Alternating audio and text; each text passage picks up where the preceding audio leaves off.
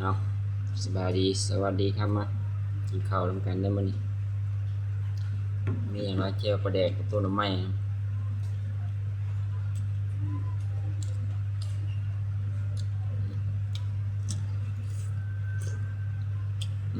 คักอยู่เข้ากันปิ้งชิ้นหมู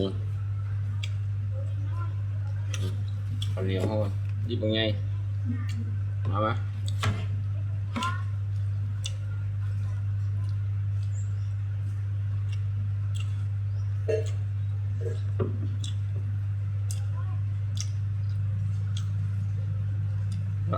กินง่ายๆเนาะ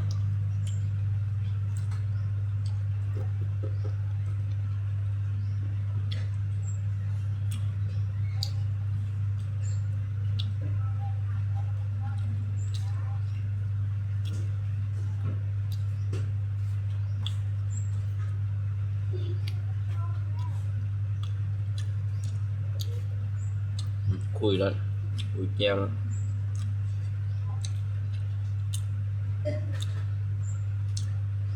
เจียวปลาแดกเนาะเห็ดเข้ากันอยู่กับต้มหน่อไม้สำหรับผู้ที่มักเนาะแต่คอยได้มักเนาะแซ่บเนาะ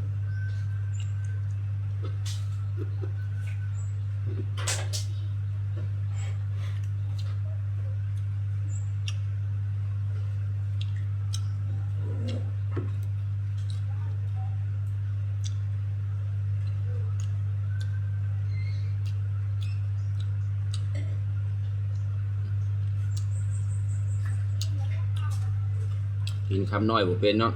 คำใหญ่ๆเต็มปากเลยกินคำน้อยนั่นอิ่ม